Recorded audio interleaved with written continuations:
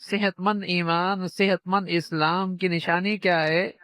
وہ لایانی اور بیکار کاموں سے دور رہتا ہے۔ بڑا، بوڑھا، جوان، مرد، عورت، اس کے حال میں ہر وقت ایک آلہ موجود ہے اور لگا ہوا لغویات۔ کیا بوڑھا، کیا جوان، کیا مرد، کیا عورت، ہر وقت اس کے ہاتھ میں ایک لغویات کا آلہ ہے۔ ضرورت کے لیے استعمال نہیں کر رہا، فضولیات میں دے، لغویات میں، جس کا نہ اسے دنیا کا فائدہ نہ آخرت کا فائدہ، اور جی لگتا ہے بیچارہ ایمان کے انوارات سے محروم ہے۔ ایمان والا اللہ کے ہاں بہت قیمتی ہے۔ اسے اللہ نے جو چیز دی ہے، وقت اور صلاحیت، اللہ نہیں چاہتے کہ اتنا قیمتی سرمایہ یہ مٹی میں ملا دے۔ یہ اتنا قیمتی سرمایہ جو وقت کی صورت میں ہے، جو صلاحیت کی شکل میں ہے، اسے ضائع کر بیٹھے، اللہ نہیں چاہتا ہے۔ اس لیے ایمان والے کی ایک بڑی خوبی ہے، والذین هم عن اللغو معرضون۔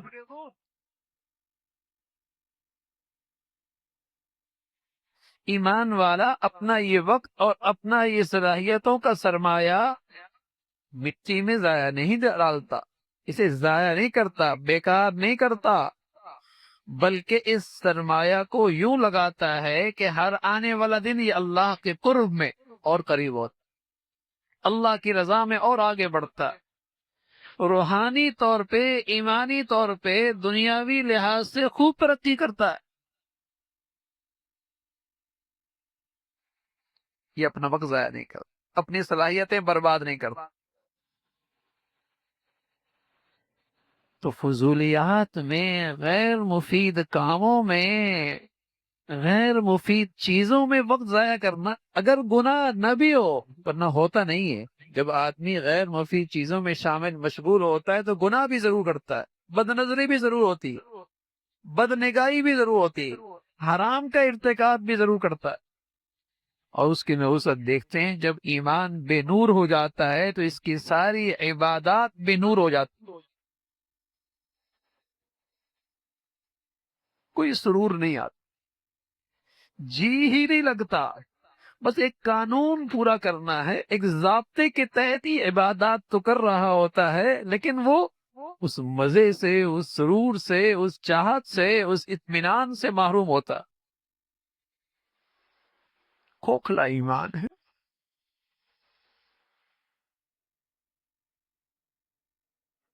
تو جو ایمان میری نجات کا ذریعہ ہے، اللہ کی مدد اور نصرت کا ذریعہ ہے، میری ساری نیکیوں کی قبولیت کا ذریعہ ہے، اللہ کی رحمت کو جو چیز متوجہ کرتی ہے، جس سے میں اللہ کی رحمتوں کا مستحق بنتا ہوں، میں اس ایمان کے کس سطح پہ کھڑا ہوں؟ تو رسول اللہ صلی اللہ علیہ وسلم نے اس کا ایک پیمانہ دے دیا، اذا سرتک حسنتک وسأتک سیئتک فانت مؤمن۔ تو نیکی کرے، تجھے خوشی ہو، تجھے سرور ملے، اور تجھ سے کوئی غلطی ہو جائے، ایمان کے تقاضے کے خلاف کچھ ہو جائے، تو بے چین اور پریشان ہو جائے۔ یہ ایمان،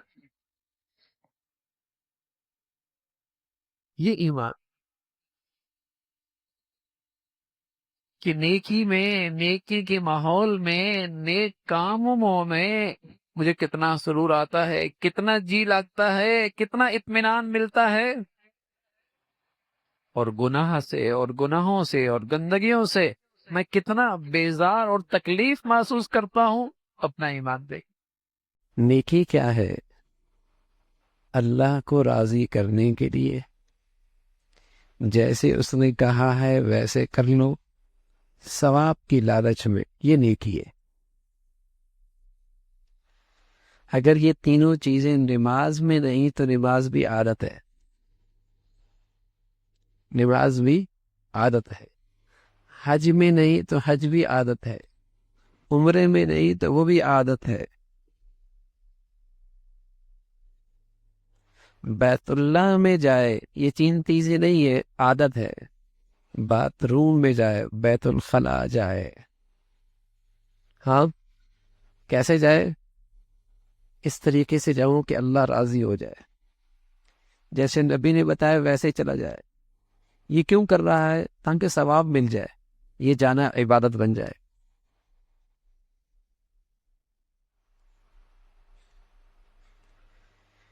یہ جانا عبادت بن جائے گا۔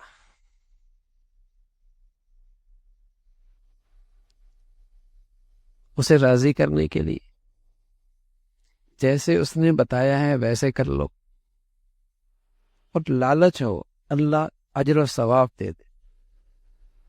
تو پیارے رسول صلی اللہ علیہ وسلم نے فرمایا قربانی کے جانور کے ہر بال کے عوض ایک نیکی۔ انہوں نے عرض کیا تو کیا اون کا بھی یا رسول اللہ؟ یہی حساب ہے۔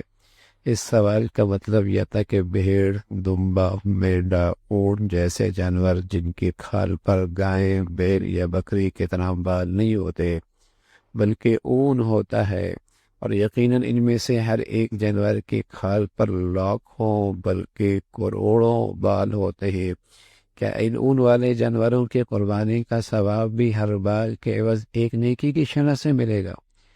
تو پیارے رسول صلی اللہ علیہ وسلم نے فرمایا ہاں، اون والے جانور کی قربانی کا اجر بھی اسی شرح اور اسی حساب سے ملے گا کہ اس کے ہر بال کے عوض ایک نیکی۔ یہ اللہ کی طرف سے اس امت کو نوازنے کے بہانے ہیں، دینے کے بہانے ہیں، نوازش کرنے کے بہانے ہیں کہ کس طریقے سے اس امت کی اس چھوٹی سی عمر میں باقی امتوں میں نیکیوں میں یہ بڑھ جائے۔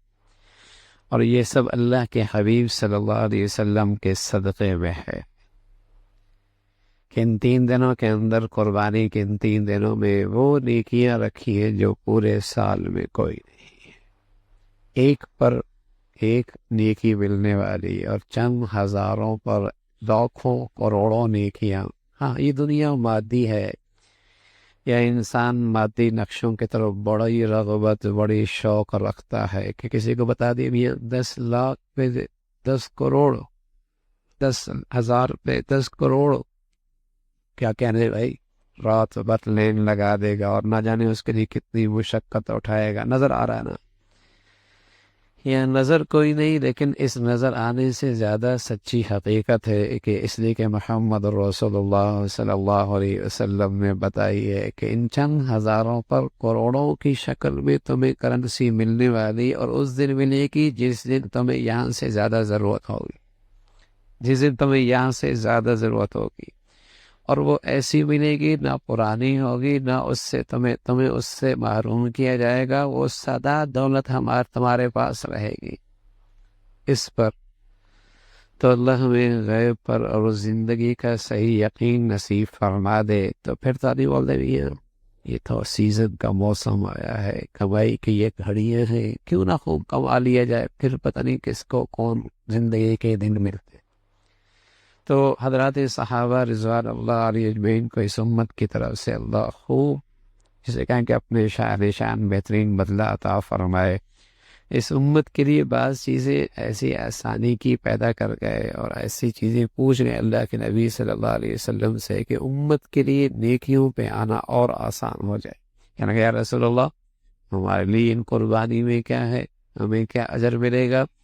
رسول اللہ صلی اللہ علیہ وسلم ہر بال کے برے بدلے میں ایک نیکی ہے، اون والا جانور ہے، تو پھر اس کے بالوں کا کیا کہنا؟ فرمایا اجر میں کمی کوئی نہیں، اسی حساب سے وہاں بھی نیکیاں ملیں۔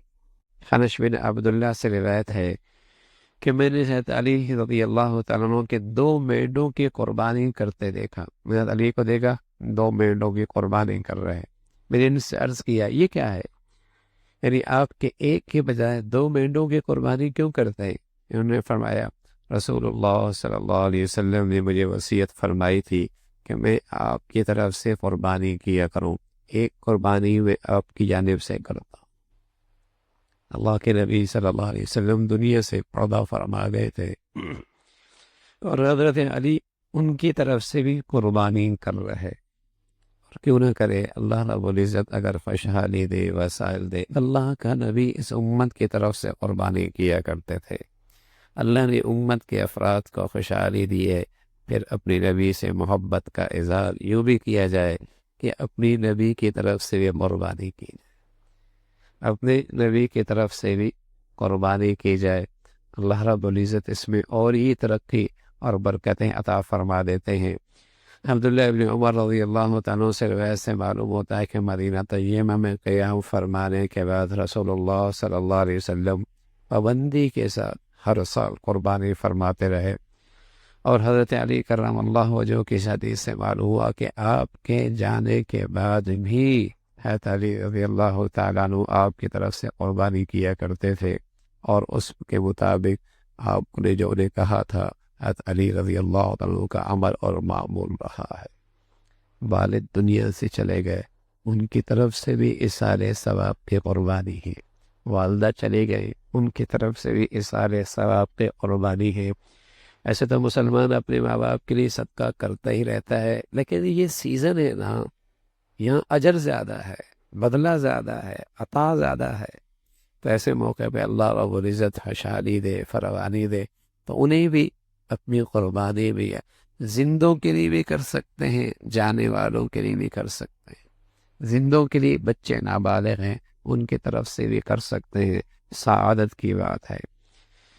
تو یہ مسلمانوں کی طرف کمائی کا ایک موسم ہوتا ہے، اللہ رب العزت اس پہ خوب بہانوں سے عطا فرماتے ہیں۔ اللہ عمل کے توفیق نصیب فرمائے۔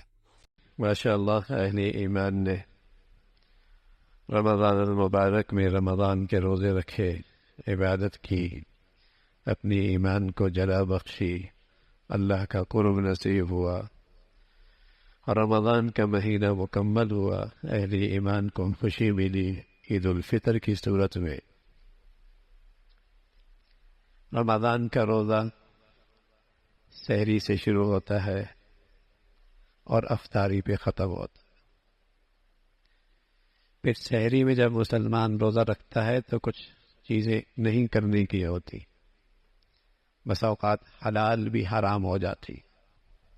ازواجی رشتہ حلال ہے، روزے کی وجہ سے نہیں کر سکتا۔ کھانا پینا حلال ہے، غذا بھی حلال ہے، کمائی بھی حلال ہے، نہ پی سکتا ہے نہ کھا سکتا ہے افطاری تک۔ تو یہ مسلمان روزہ رکھتا ہے۔ لیکن میرے عزیزو، یہ روزے رمضان کی صورت میں تو مکمل ہوئے، لیکن ایک روزہ ابھی باقی ہے، اور اسی روزے کے صدقے یہ رمضان کے روزے اہل ایمان کو ملتے۔ وہ روزہ، اس روزے کا آغاز بلوغت سے ہوتا ہے، اور اس کی نیت ہے لا الہ الا اللہ محمد الرسول اللہ۔ جیسے یہ نیت کر لیتا ہے، اب بہت ساری چیزیں اس کے لیے استعمال کرنا جائز نہیں رہتی۔ اب یہ روزے میں ہے، یہ عام لوگوں کی طرح نہیں ہے۔ جس کے پاس روزہ نہ ہو، جس نے کلمہ نہ پڑھا ہو، اس کی زندگی میں اور ایک لا الہ الا اللہ پڑھنے والے کی زندگی میں بہت فرق ہے۔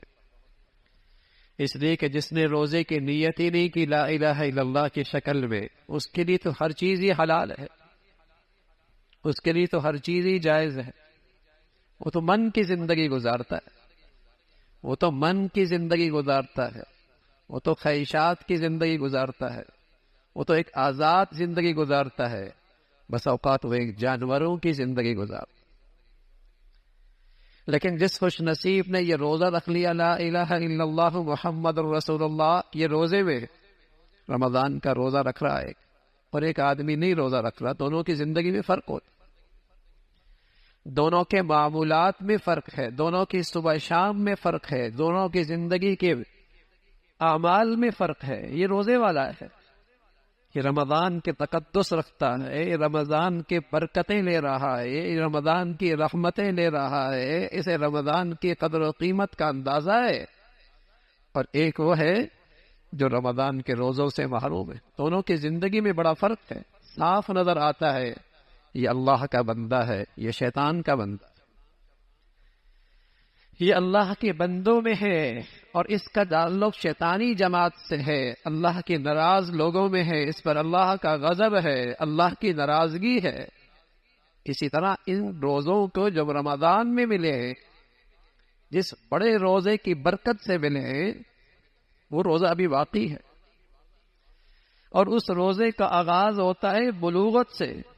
اس کی نیت ہے لا الہ الا اللہ محمد رسول اللہ۔ جب یہ نیت کر لی، اب یہ ہر جگہ نہیں منہ مار سکتا، اب یہ جانوروں کی طرح ہر کھیت میں نہیں منہ مار سکتا۔ اب اسے پتہ ہے کہاں کھانا ہے اور کہاں نہیں کھانا، کیا پینا ہے اور کیا نہیں پینا، کیا پہننا ہے اور کیا نہیں پہننا، صبح کا آغاز کیسے کرنا ہے، شام کا آغاز کیسے کرنا ہے۔ ہر تجارت نہیں کرنی، ہر زراعت نہیں کرنی، ہر کاروبار نہیں کرنا، روزے سے ہے۔ اس نے یہ دیکھنا ہے کہ میرے اس روزے میں کون سی تجارت حلال ہے، کون سی زراعت حلال ہے، کون سا کاروبار حلال ہے، کیسی شادی کرنا حلال ہے، کیسی صبح کرنا جائز ہے، اس کی رات کیسی ہے، اس کا دن کیسا ہے۔ اس لیے کہ لا الہ الا اللہ محمد رسول اللہ کی صورت میں اس نے روزہ رکھ لیا، یہ اس نے روزہ رکھا ہے، اور اسی روزے کی بدولت صدقے مسلمانوں کو رمضان کے روزے ملے۔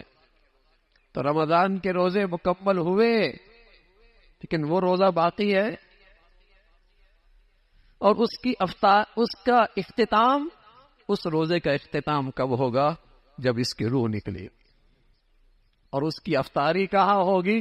سبحان اللہ، حوض کوثر پہ حضور علیہ الصلوۃ والسلام کے ہاتھوں سے حوض کوثر کا پانی پی رہا ہوگا۔ یہ ہے افطاری کا وقت۔ اس کی روح جب قبض ہوگی تو وہ روزہ مکمل ہو۔ یہ روزہ باقی ہے۔ رمضان کے روزے کیسے گزرے، رمضان کے روزوں کی کتنی قبولیت ہوئی، رمضان میں ایمان والوں نے کیا کمایا، تو اس کے پاس میزان موجود ہے، اس کے پاس کسوٹی موجود ہے۔ اگر اس کے اسلام کے روزے میں تازگی آ گئی،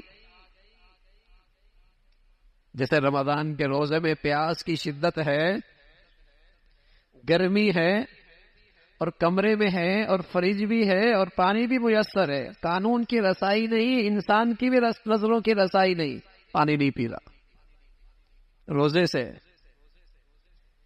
اگر یہی روز اسلام کے روزے کی بھی یہ فکر آ جائے کہ خلوت ہے، تنہائی ہے، بازار ہے، کاروبار ہے، لاکھوں کروڑوں کی بات ہے، لیکن حرام ہے، قانون کی رسائی نہیں، لوگوں کی نظریں نہیں، لیکن اسے لحاظ ہے کہ میں اسلام کے روزے میں ہوں، قدم ہٹا لے، ہاتھ کھینچ لے، نظریں بچا لے، زبان روک لے، کان محفوظ کر لے، نظروں کو جھکا لے، حرام نہ آنے دے۔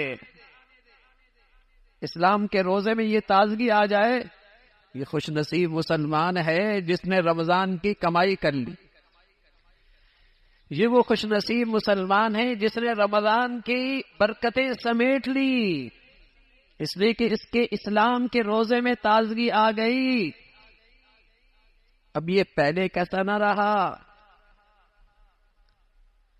اب یہ پہلے کیسے، جسے کہیں کہ بے جان مسلمان نہ رہا، بے جان مسلمان نہ رہا، اس کے دل میں زندگی آ گئی، اس کے اسلام میں جان آ گئی، اسے احساس ہو گیا کہ میں اسلام کے روزے میں ہوں، میں عام انسانوں کی طرح نہیں، عام لوگوں کی طرح نہیں، بلکہ یوں کہیے قرآن کہتا ہے جانوروں کی طرح نہیں، جو مرضی کھا لیا، جو مرضی پہن لیا، جو مرضی ہی کر لیا۔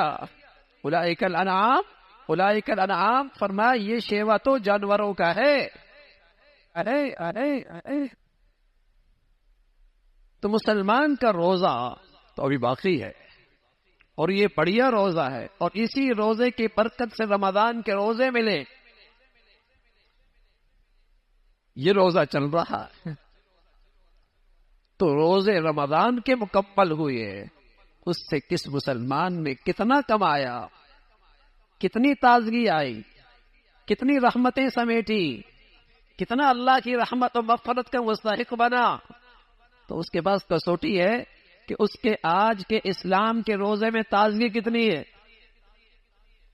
رمضان سے پہلے بھی یہ مسلمان کہلاتا تھا، لیکن اس کے اسلام کے روزے میں جان نہیں تھی، فجر کوئی نہیں پڑھا کرتا تھا، اسے حلال حرام کی تمیز کوئی نہیں تھی، اس کے گھر میں گناہ پلا کرتے تھے، یہ اللہ کی نعمتوں میں رہ کر اللہ کی نافرمانی کرنا فخر سمجھا کرتا تھا۔ خوش نصیب ہو گیا، نصیب جاگ گئے، اس کے قسمت بڑھیا ہو گئی، رمضان کے مہینے ملے، رحمت برس رہی تھی، اس نے جولی پھیلائی ہے، خوب رحمتیں سمیٹی ہے، اپنی ایمان کی میں تازگی لائی ہے، مولا کے سامنے ندامت کے سچے آنسو بہائے ہیں، رحمت کا مغفرت کا مستحق بنا ہے، اور اسے آج ایمان کی تازگی، اسلام کے روزے کی تازگی نصیب ہو گئی، اسے اسلام کے روزے کی تازگی نصیب ہو گئی۔ اب اس کا وہ زندگی نہیں ہے جو رمضان سے پہلے تھی، اب اس کے اسلام کے درخت میں بہار آ گئی، بہار، تازگی آ گئی، پہچانا جاتا ہے۔ حضور علیہ الصلوۃ والسلام فرمایا کرتے تھے، جسے صبح صبح اللہ کے گھر میں آتے دیکھو اور رات کو اندھیروں میں اللہ کے گھر میں آتا جاتا دیکھو، اس کے ایمان اسلام کی گواہی دو۔ اب اس کی زندگی میں بہار آ گئی۔ اب ایسا نہیں ہے کہ اللہ کا منادی آواز دے اور یہ بازار میں بیٹھا رہے، دفتر میں بیٹھا رہے، دکان میں پڑا رہے، بستروں میں لیٹا رہے، نا، اب اس کا اسلام میں تازگی ہے، اللہ کی اس منادی کی آواز پہ لبیک کہتا ہے، حی علی الصلاۃ، حی علی الصلاۃ، حی علی الفلاح۔ اب اس کا ایمان کہتا ہے یہ بلاوا تیرے لیے ہے، یہ منادی تجھے بلا رہا ہے، یہ تجھے پکار رہا ہے۔ پھر اس کی ایمان میں تازگی ہے، حرام نہیں کھاتا، حرام سے توبہ ہو گئی، حرام سے توبہ ہو گئی، اب میرے گھر میں حرام نہیں آئے گا، میں اسلام کے روزے بھی ہوں۔ حرام تو یہودی کھاتا ہے، قرآن کہتا ہے، حرام تو عیسائی کھاتا ہے، حرام تو ہندو اور کافر کھاتا ہے، مسلمان کیوں حرام کھائے؟ مسلمان تو پاکیزہ کھاتا ہے، صاف ستھرا کھاتا ہے، سود تو یہودی لیتے ہیں، رشوت تو یہودی لیا کرتے تھے، یہ برائیاں میرے مسلمانوں میں تھی، لیکن رمضان نے اسے اپنی طرف رمضان میں اس کی دل کی دنیا پاکیزہ ہو گئی، ان گندگیوں سے پاک ہو گیا، ان گندگیوں سے، ان نحوستوں سے اپنی زندگی کو پاک کر لیا۔ یہ زندگی اب مسلمانوں میں نہیں رہی، ایمان کی بہار آ گئی۔ تو میرے عزیزوں، رمضان کا روزے الحمدللہ ایمان کے ساتھ، عافیت کے ساتھ، صحت کے ساتھ، نیکیوں کے ساتھ اہل ایمان کو ملی۔ روزہ باقی ہے، روزہ باقی ہے اور بڑا روزہ ہے، لیکن سبحان اللہ اس بڑے روزے میں آسانیاں بہت ہیں۔ چھوٹے روزے میں تو کہا حلال بھی نہیں کھانا، چھوٹے روزے میں تو کہا تھا کہ حلال بھی نہیں کھانا، تم نے بڑی محنت سے حلال کمایا ہے، بڑی مشقت سے حلال کمایا ہے، لیکن روزے میں ہو حلال بھی نہیں کھانا۔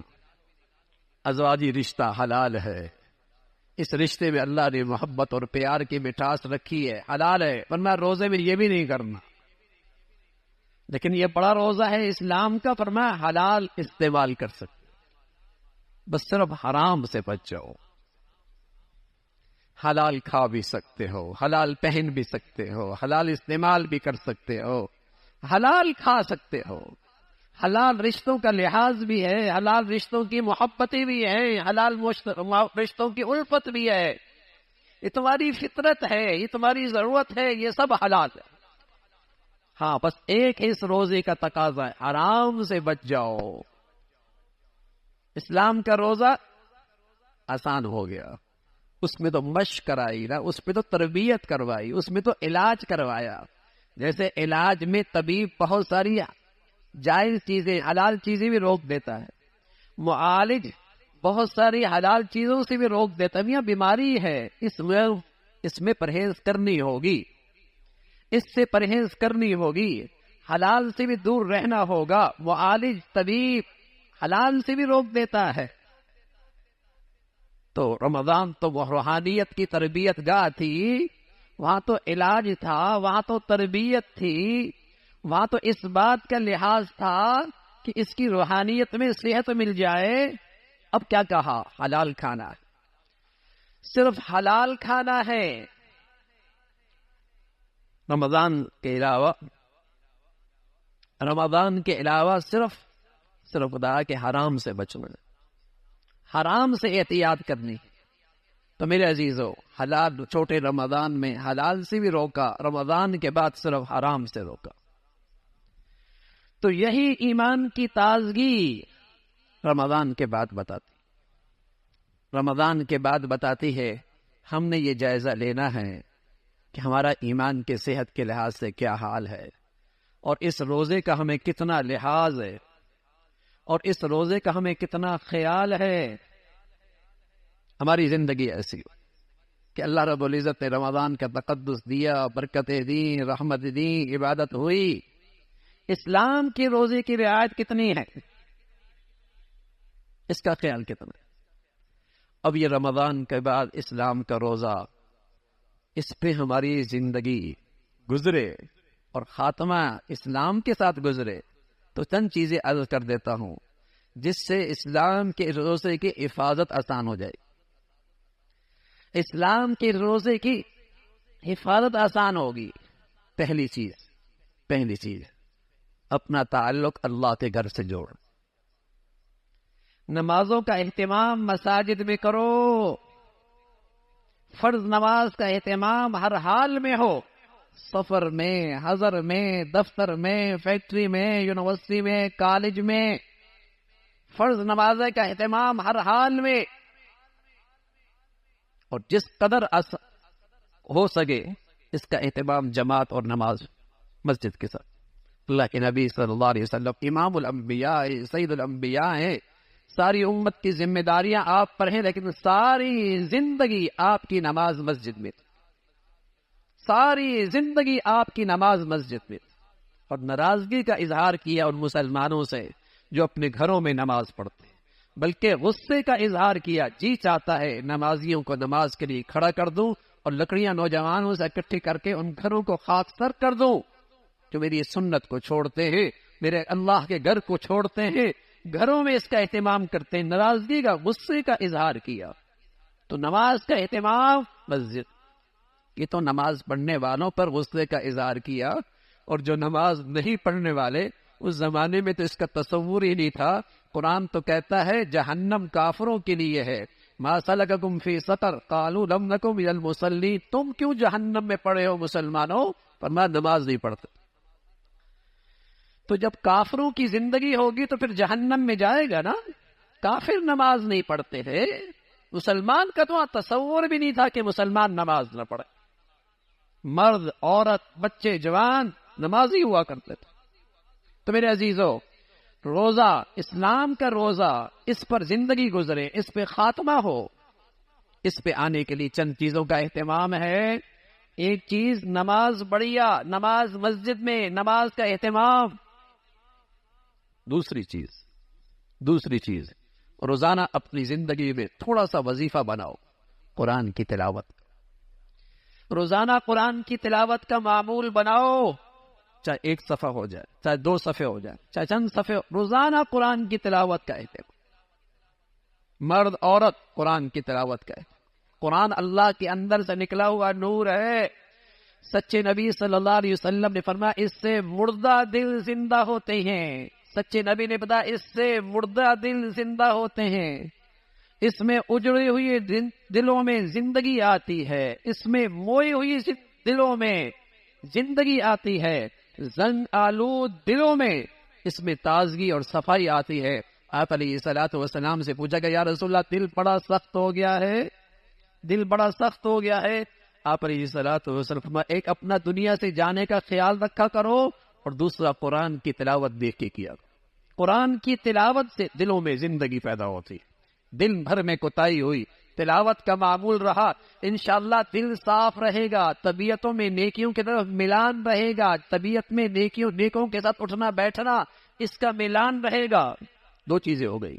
تیسری چیز کوشش کرو میرے عزیزو، ایسی زندگی گزارو میری ذات سے، میرے رویے سے، میرے طرز عمل سے، میری زبان سے کسی کے ساتھ زیادتی اور ناانصافی اور تکلیف نہ ہو، تکلیف کا باعث نہ بن۔ اپنی ذات سے کوشش کرو میں دوسروں کے لیے تکلیف کا، ایذا کا، تکلیف کا یہ کم از کم درجے کا اخلاق ہے۔ پھر آگے ظلم ہے، آگے ظلم ہے، آگے ظلم ہے۔ میں آپ کو ایک بات بتاؤں، ابھی ہمارے ساتھی مسجد میں آتے ہیں، صفوں کو پھلانتے ہوئے آتے، اللہ کے نبی صلی اللہ علیہ وسلم نے ایسے شخص کو سخت ناپسند کر۔ حجر اسود میں بیت اللہ کا طواف، بیت الاسود کا استلام کرنا ایسا ہے جیسے بیت اللہ کو میں اللہ کے ہاتھ کو اللہ کو مسافہ کر، حجر اسود کو بوسہ دے۔ لیکن فرمایا مسلمانوں کو تکلیف ہو رہی ہے، استلام دور سے۔ زندگی ایسی بنو، گاڑیاں باہر کھڑی کرتے ہیں، کسی نمازی کو تکلیف نہ، مسجد میں آتے ہیں وہاں نفل نہ پڑھو جہاں گزرنے کا راستہ، دیر سے آئے ہیں جہاں بیٹھ جگہ ملتی ہے وہیں جگہ ملے۔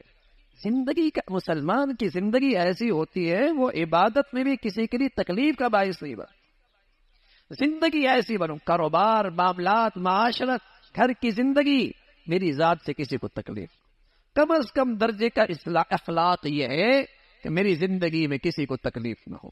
نماز بڑھیا، قرآن کی تلاوت کا معمول، کم از کم درجہ یہ کہ ظلم میری ذات سے زیادتی نہ ہو۔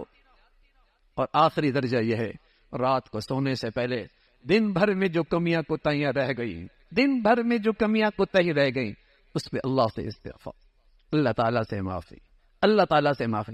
اگر یہ چند چیزیں روز کرتے چلے جائیں گے تو میرے عزیزو انشاءاللہ اسلام کی زندگی میں اور اسلام کے روزے پہ انشاءاللہ اس کے تقاضے پورے رہیں گے، اور خاتمہ اسلام پر ہوگا، خاتمہ اسلام پہ ہوگا۔ اور جو کمائی رمضان میں ہوئی ہے، اور جو عبادت رمضان میں ہوئی ہے، اور جو برکتیں رحمتیں اللہ کے فضل سے رمضان میں ملی ہیں، وہ انشاءاللہ زندگی بھر ساتھ رہیں گی۔ نماز بڑھیا جماعت کے ساتھ، قرآن کی تلاوت کا معمول، میری ذات سے کسی کو تکلیف نہ ہو، میری ذات سے کسی کو تکلیف نہ ہو۔ اور رات کو سونے سے پہلے چند لمحوں کے لیے اللہ سے غلطیاں ہو جاتی ہیں، کوتاہیاں ہو جاتی ہیں، گناہ ہو جاتا ہے، معافی مانگ لیا کریں، روزانہ کا معمول بنا لیں۔ تب بستر پہ ممکن نہ ہو تو رات کو عشاء کی نماز کے بعد اس کا اہتمام کر لیں، روز کر لیں، ورنہ شیطان کہتا ہے یہ توبہ کیسی توبہ، یہ معافی بھی کیسی معافی، تو نے کل پھر غلط کرنا ہے، کل تو نے پھر غلط کرنا ہے۔ اس کے اس خیال کو نظر انداز کر دے۔ وہ آپ کو بڑی عبادت سے محروم کرنا چاہتا ہے، آپ کو اللہ کا ولی بننے سے محروم کرنا چاہتا ہے، اللہ کے قریب ہونے سے آپ کو محروم کرنا چاہتا ہے۔ اس کے خیال کو جھڑک دیں اور توبہ ضرور کریں، معافی ضرور مانگے۔ انشاءاللہ اس پاکیزگی کی برکت سے اسلام میں آئے دن باہر آتی چلی جائے گی، اور یہی معمول میرے گھر کی عورتوں میں ہو، یہی میرے بچیوں میں ہو، تو اللہ کی ذات سے امید ہے اسلام کے روزے کے اندر بھی اللہ ہمیں کامیابی نصیب فرما دے گا، اور اس کے اندر بھی ہم سرخرو ہوں گے۔ پھر اللہ کے حضور جا کر ہم افطاری کریں گے، آپ کے ہاتھوں سے جامے جسے کہیں کہ حوض کوثر کا جام نوش فرمائیں گے، اور اللہ کریم پھر اس پہ آگے خاص مہمانی کریں گے۔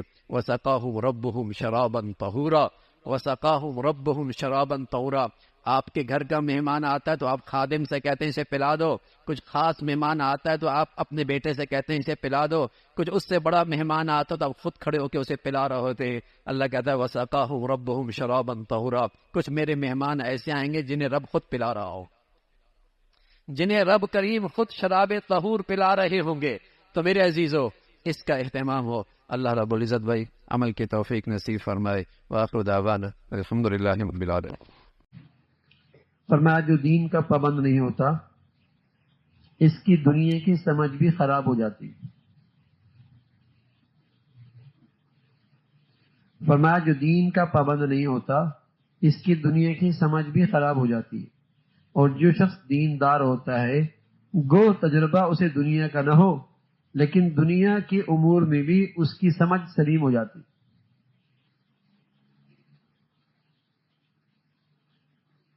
دینداری کی برکت سے دنیا کے معاملات میں بھی، اگرچہ اس کو ان معاملات کا تجربہ نہیں ہے، لیکن اس کی رائے اچھی ہو جاتی ہے، اس کا مشورہ مفید ہو جاتا ہے. اور اگر دیندار نہیں ہیں تو دنیا کے معاملات میں اندر بھی اس کی رائے صحیح نہیں ہوتی. آپ کہیں گے اس کا کیا تعلق دین سے، دنیا سے کیا تعلق؟ ارے میاں، مسلمان کی دین دنیا ساتھ ملی ہوئی ہے. دین خراب تو دنیا بھی خراب، دین خراب تو آخرت بھی خراب، دنیا بھی خراب.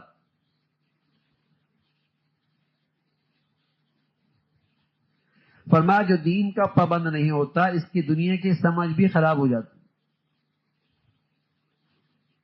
اور جو شخص دیندار ہوتا ہے وہ تجربہ دنیا کا نہ ہو لیکن دنیا امور میں بھی اس کی سمجھ سلیم ہوتی ہے. اور یہی اثر حلال مال کھانے میں بھی ہے. لقمہ حلال میں بھی یہی اثر ہے کہ آدمی کی سمجھ، آدمی کی رائے، آدمی کی عقل صحیح ہو جاتی ہے. اور حرام میں یہ نحوست ہے کہ اس کی رائے غلط ہو جاتی ہے، مشورہ غلط ہوتا ہے، سمجھ غلط ہو جاتی ہے. برخلاف اس حرام روزی کے، اس سے آدمی کا فہم مسخ ہو جاتا ہے. اللہ رب العزت ہمیں صحیح دینداری نصیب فرما دے، صحیح دینداری نصیب فرما دے. جس قدر بڑھیا دینداری ہوگی اسی قدر اس کی سمجھ اتنی اچھی ہوگی. جتنا بڑھیا دیندار ہوگا اتنی اس کی سمجھ اچھی ہوگی. ہم اپنے بزرگوں کی زندگی دیکھتے ہیں اور پڑھتے بھی ہیں آج بھی، حیرانگی ہوتی ہے. وہ بس اوقات چار دیواری سے نہیں نکلے ہوتے اور بس اوقات ان کی زندگی بہت مختصر جگہ پہ گزر رہی ہوتی ہے، لیکن ان کی جو بات ہوتی ہے اور ان کی جو رائے ہوتی ہے اور ان کی جو سمجھ ہوتی ہے، ایسا لگتا ہے دنیا بھر کا تجربہ ہے، دنیا بھر کا تجربہ ہے. یہ سب اس دینداری کی برکت سے. اللہ رب العزت صحیح دینداری نصیب فرمائے. اور جس معاشرے میں دو مصیبتیں ہوتی ہیں، یہ بے پردگی ہوتی ہے، مخلوط نظام ہوتا ہے. ایک تو وہاں گھریلو زندگی ختم ہو جاتی ہے، دوسرا وہاں ازواجی زندگی کا سکون ختم ہو جاتا ہے. مغرب اس گندگی کی انتہا پہ پہنچا ہوا ہے. بتائیے وہاں گھریلو زندگی ہے؟ ہمارا ایک بچہ وہاں امریکہ پڑھنے کے لیے گیا، کہنے لگا میری کلاس میں 46 بچے تھے، ایک میں واحد تھا کہ جو میرے ماں باپ زندگی کی 50 سال ہو گئے اکٹھے رہتے ہیں، باقی جتنے لڑکے تھے 45 سب کے ماں باپ کو طلاق ہو چکی تھی. یہ ریشو ہے وہاں، یہ ریشو ہے وہاں. اور اسی طرح گندگی، حرام اولاد، ساری چیزیں دنیا کے ریکارڈ پر ہیں. مسلمان تو ایک مہذب معاشرہ، پاکیزہ معاشرہ، عفت اور پاک دامنی کی زندگی، جو اس کا ایمان ہے اس میں زندگی گزارتا ہے.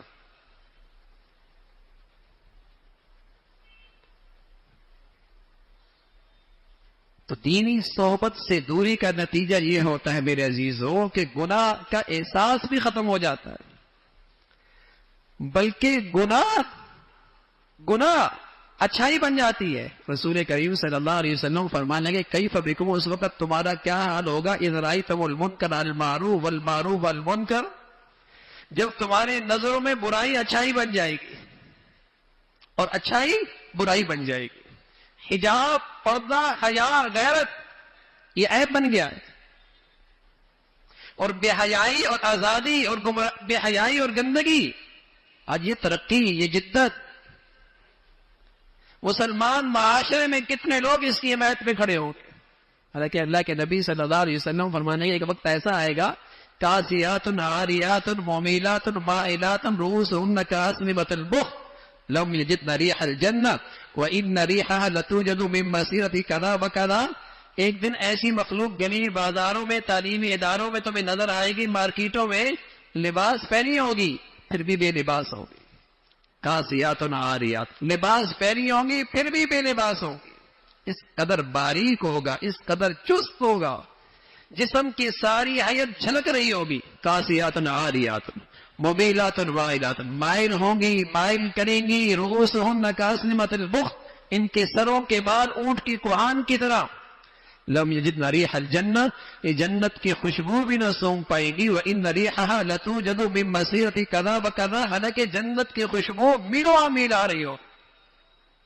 جب اللہ کے نبی نے یہ بات کہی تھی اس وقت یہ مخلوق کوئی نہیں تھی، لیکن نبی کی بات معجزہ ہے، آپ نے اس دور کو اپنی نبوت کی آنکھ سے دیکھا تھا، کیسی برائی پھیلی ہے، کیسی برائی پھیلی ہے، اور نتیجہ یہ ہے دستے بستے گھر اجڑ رہے ہیں، گھروں کی زندگی کا سکون ختم ہو گیا ہے۔ جب آزاد میل جول، بلکہ بنیاد ہی تعلیم کی آزاد تعلیمی نظام سے مرد عورت کے اختلاط کے ساتھ ہوگا، وہاں تو شرم و حیا کا جوہر ہی ختم ہو جائے گا، اس لیے کہ مغرب کے ہاں حیا ایک بیماری ہے، حیا ایک بیماری ہے، وہ چاہتے ہیں یہ جراثیم بچپن سے لے کر 55 تک کہیں آنے نہ پائے یہ بیماری، اور اسلام میں شرم و حیا ایک جوہر ہے۔ رسول کریم صلی اللہ علیہ وسلم فرمایا کرتے تھے الحیا والایمان قرناء جمیعا، ایمان اور حیا دونوں جوڑے ہیں، جہاں سے ایک چلا جاتا ہے وہاں سے دوسرا بھی چلا جاتا ہے، جہاں ایمان ہے وہاں شرم و حیا ہے، اور جہاں شرم و حیا نہیں وہاں ایمان بھی چلا جاتا ہے، دونوں ساتھ ساتھ چلتے ہیں۔ تو اللہ نے مرد کی ذمہ داری لگائی ہے، باہر کی ذمہ داریاں ہیں، عورت کا منصب ہے، گھر کو سنوارنا ہے، اولاد کی تربیت ہے، گھر کی پاکیزگی ہے، گھر میں تقوی کا ماحول ہے، یہ عورت کی ذمہ داری ہے۔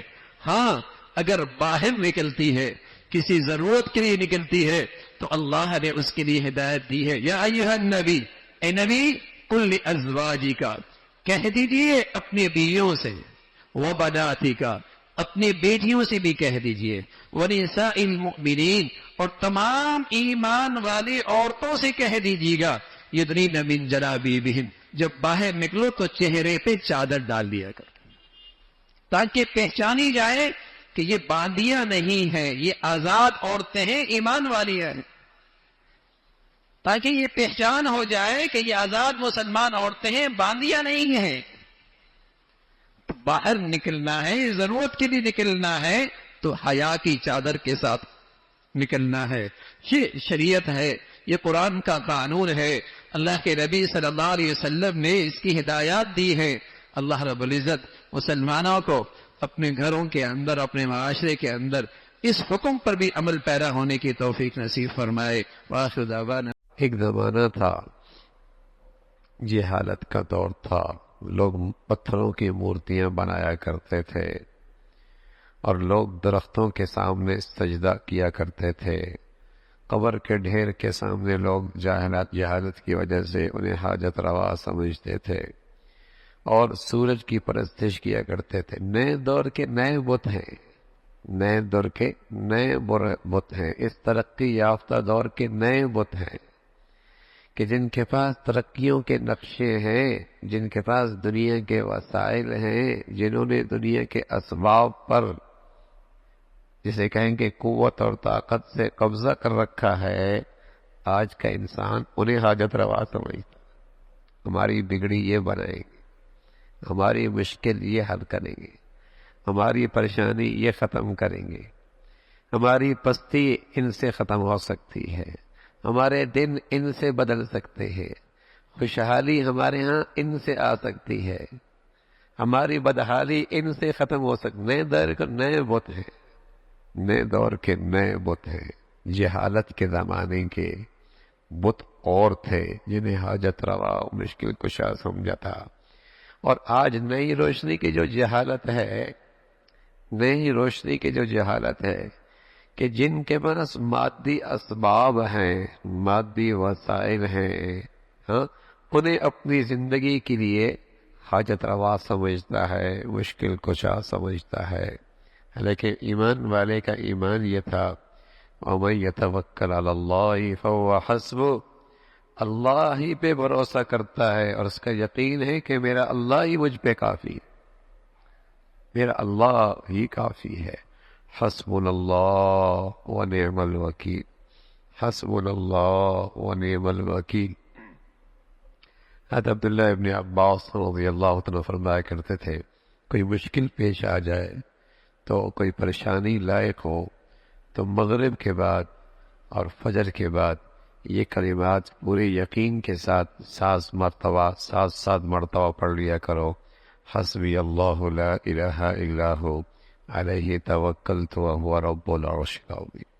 حسبی اللہ لا الہ الا ہو، میرا اللہ مجھے کافی ہے، لا الہ الا ہو، اس کے سوا کوئی معبود نہیں، کوئی حاجت روا نہیں، کوئی مشکل کشا نہیں، لا معبود الا اللہ، لا مقصود الا اللہ، لا مطلوب الا اللہ، لا الہ الا اللہ۔ حسبی اللہ لا الہ الا ہو علیہ توکلت، اور میں اسی ذات پہ بھروسہ کرتا، مجھے اسی ذات پہ بھروسہ ہے۔ یہ جتنا اللہ کی معرفت رکھتا ہے اور اس معرفت کے ساتھ اللہ پر اعتماد اور بھروسہ کرتا ہے، اتنے ہی اس کی زندگی اندر سے مطمئن ہوگی۔ جو لوگ اسباب و وسائل پہ تکیہ رکھ کے زندگی گزارتے ہیں ہمیشہ خوف زدہ رہتے ہیں، جو لوگ اسباب و وسائل پہ تکیہ رکھ کے زندگی گزارتے ہیں ہمیشہ خوف زدہ رہتے ہیں، اس لیے کہ انہیں پتہ ہے زندگی کے تجربے ہیں، ان کی آنکھیں دیکھ رہی ہیں، کان سن رہے ہیں کہ یہ اسباب و وسائل پائیدار نہیں ہے۔ جو اسباب و وسائل پہ تکیہ رکھ کے زندگی گزارتے ہیں وہ ہمیشہ خوف زدہ رہتے ہیں۔ جو اسباب و وسائل استعمال ضرور کرتے ہیں لیکن بھروسہ اور اعتماد اللہ پہ کرتے ہیں، یہ طبقہ ہمیشہ مطمئن رہتا ہے، یہ طبقہ ہمیشہ مطمئن رہتا ہے، اس لیے کہ اسباب و وسائل کو زوال ہے، اس لیے کہ اسباب و وسائل کو زوال ہے، اور اللہ کی ذات ایسی ہے جسے زوال کوئی نہیں، جسے زوال کوئی نہیں ہے، جہاں کمزوری کوئی نہیں ہے۔ تو جو اسباب و وسائل پہ تکیہ رکھ کے انہی پہ یقین رکھ کے اپنی زندگی کی بنیاد کھڑے کرتے ہیں ہمیشہ خوف زدہ رہتے، کیا ہوگا کیسا ہوگا، ہمیشہ خوف زدہ رہتے۔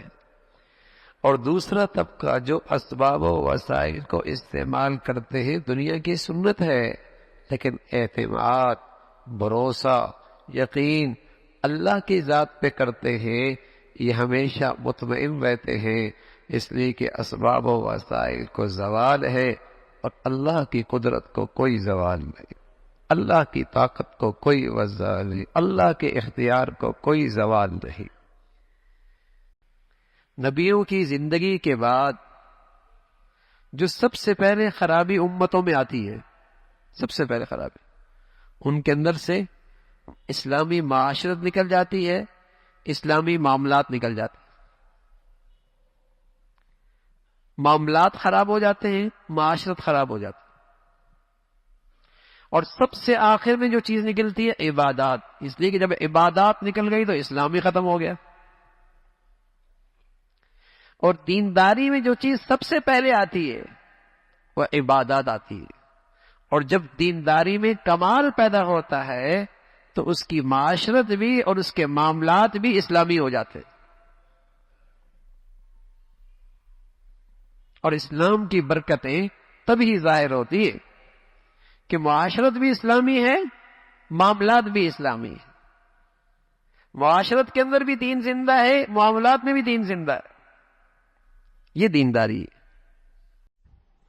اور بھائی اللہ کریم نے فرمایا کہ تمہاری نعمتوں میں برکت کس سے آئے گی، تمہاری نعمتوں میں برکت کس سے آئے گی؟ وَلَوْ أَنَّ أَهْلَ الْقُرَىٰ آمَنُوا وَاتَّقَوْا لَفَتَحْنَا عَلَيْهِمْ بَرَكَاتٍ مِّنَ السَّمَاءِ وَالْأَرْضِ۔ برکتوں کا راستہ ایک ہے، وہ کیا؟ کثرت نہیں، تقویٰ ہے۔ جتنا اعلیٰ درجے کا تقویٰ ہوگا اتنا ہی اللہ کی نعمتیں مبارک ہو جائیں گی،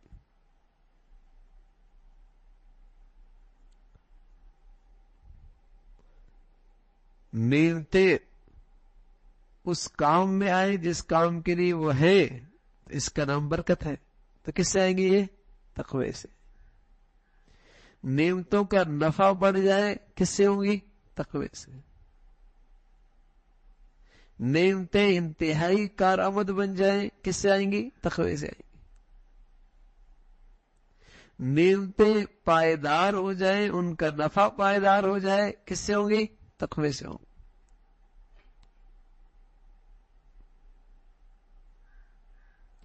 اس لیے لوگوں کو اولاد کی امید ہونے لگتی تھی تو ان کے تقوی میں اضافہ ہو جاتا تھا کہ اس میں برکت ہو، اس میں برکت، اس میں برکت ہو.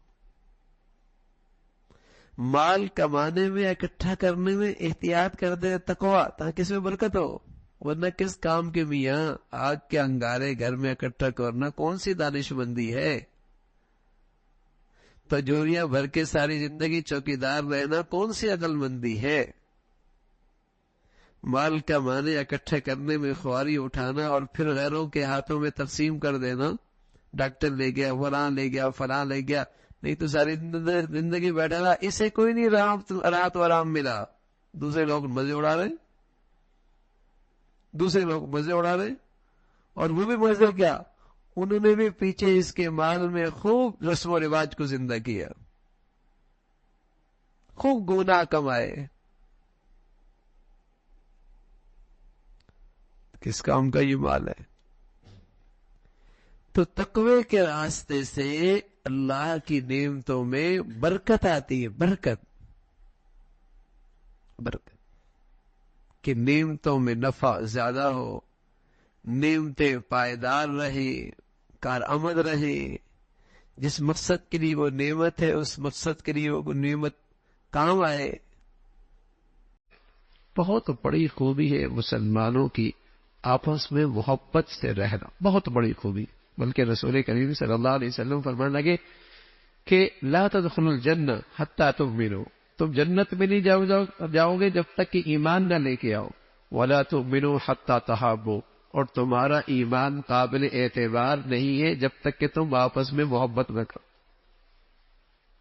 تمہارا ایمان قابل اعتبار ہی نہیں ہے. اب ظاہر ہے جب ایمان ہی قابل اعتبار نہیں ہے تو اس کی نیکیوں کا وزن کا، اس لیے کہ نیکیوں کا جو وزن بنتا ہے وہ تو بڑھیا ایمان سے بنتا ہے، بڑھیا اخلاص سے بنتا ہے. نماز کا جو وزن بنتا ہے، زکوٰۃ کا جو وزن بنتا ہے، سچائی کا، دیانت کا، حلال لقمہ کمانے کا جو نیکیاں ہیں، ان کا جو وزن بنتا ہے وہ تو بڑھیا ایمان سے بنتا ہے. جتنا بڑھیا ایمان ہوگا اتنا اس کی نیکی کا وزن بڑھیا ہوگا. جتنا بڑھیا ایمان ہوگا، اخلاص ہوگا، اتنا اس کے عمل کا وزن بڑھے گا. اور جب اس کا ایمان ہی قابل اعتبار نہ رہا تو بتائیے اس کے اعمال صالحہ کا وزن کہاں رہا؟ تو بہت بڑی خوبی ہے مسلمانوں کی. فرمایا لا تدخلوا الجنہ، جنت میں نہیں جاؤ گے حتی تؤمنوا، جب تک کہ ایمان نہ لے آؤ. ولا تؤمنوا حتی تحابوا، اور تمہارا ایمان قابل اعتبار نہیں جب تک کہ تم آپس میں محبت نہ کرو. اور ظاہر ہے یہ محبت کب آتی ہے؟ جب آدمی ایثار کرتا ہے، اور جب آدمی متواضع ہوتا ہے، اور جب بندہ احسان کرتا ہے، اور جب بندہ درگزر کرتا ہے اور معاف کرتا ہے، تو ان خوبیوں سے آپس میں دل جڑے رہتے ہیں. گھر میں بھی، دوستوں میں بھی، آپس میں بھی، اٹھتے بیٹھتے میں بھی یہ پھر دل جڑے رہتے ہیں. اللہ رب العزت ایمان کی دولت دے دے اور ایمان والے اخلاق بھی عطا فرما دے. اللہم لک الحمد کلو ولک الشکر کلو، اللہم لک الحمد کلو ولک الشکر کلو، اللہم اعنا علی ذکرک و شکرک و حسن عبادتک. تو میرے عزیزو، اللہ نے اولاد دی ہے، ایک تو حکمت کے ساتھ، تدبیر کے ساتھ اس کی تربیت ہو. وقت بہت مشکل ہو گیا ہے اولاد کے سلسلے میں. اسے پیار دو، اسے محبت دو، اسے اپنے ساتھ قریب کرو.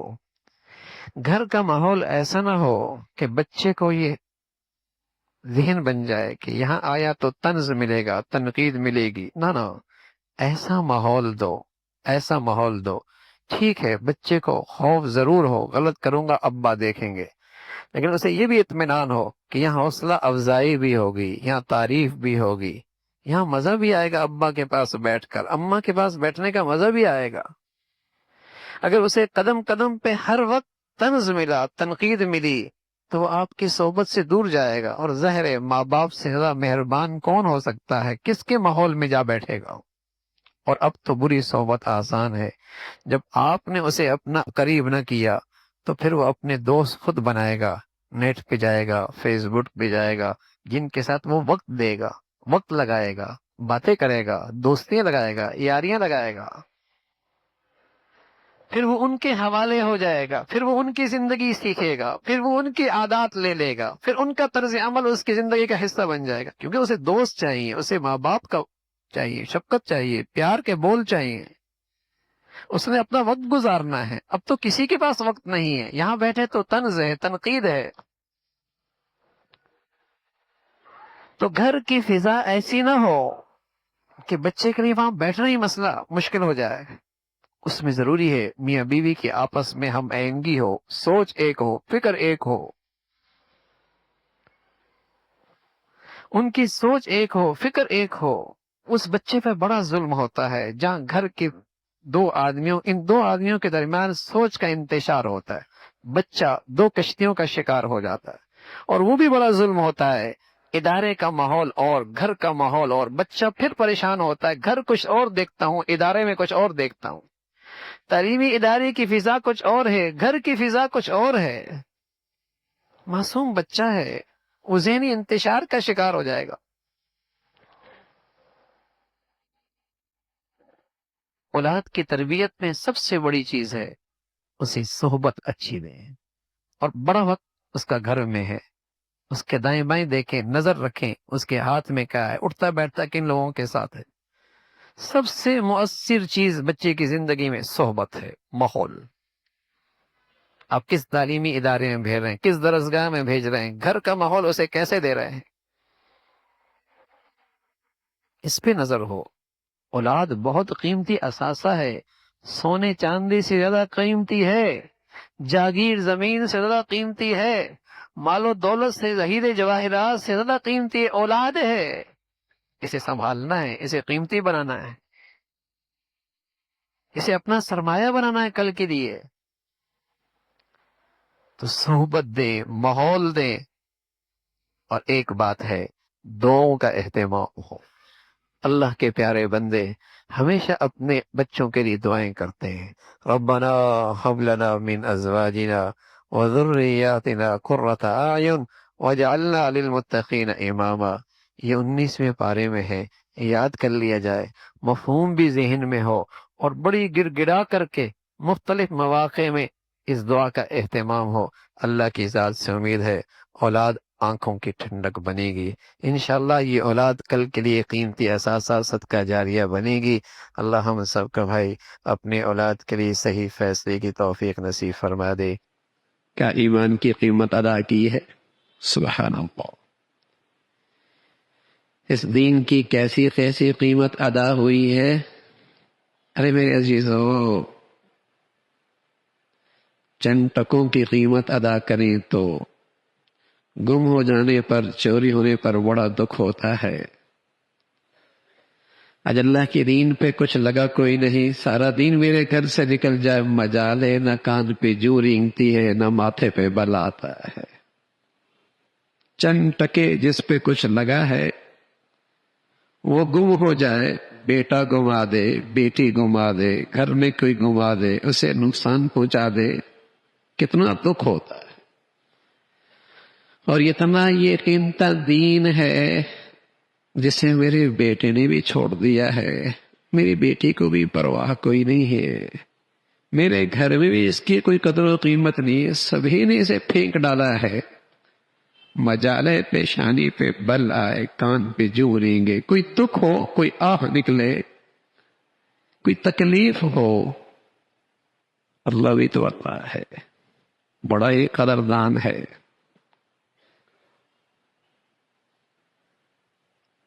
جو اللہ کے دین کی قدر کرتا ہے اللہ اس کی قدر کرایا کرتا ہے۔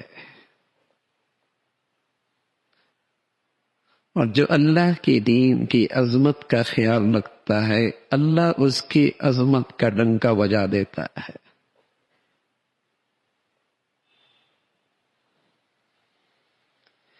جسے اللہ کے دین کا ہر لمحے خیال ہے اللہ کو اس کا ہر لمحے خیال ہے.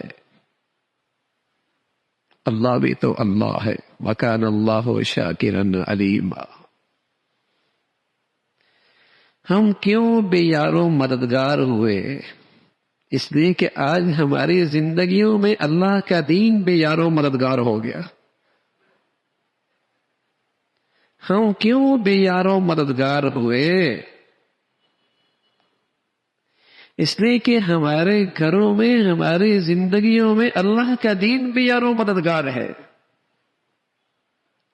کوئی کسی کا کوئی کسی کا، لیکن اللہ کے دین کا کون ہے؟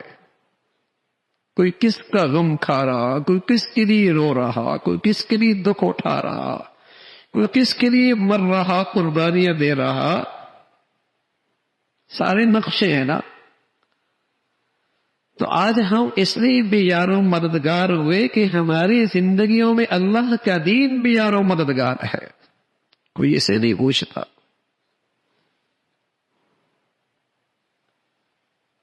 کسی کو اس کا خیال کوئی نہیں ہے.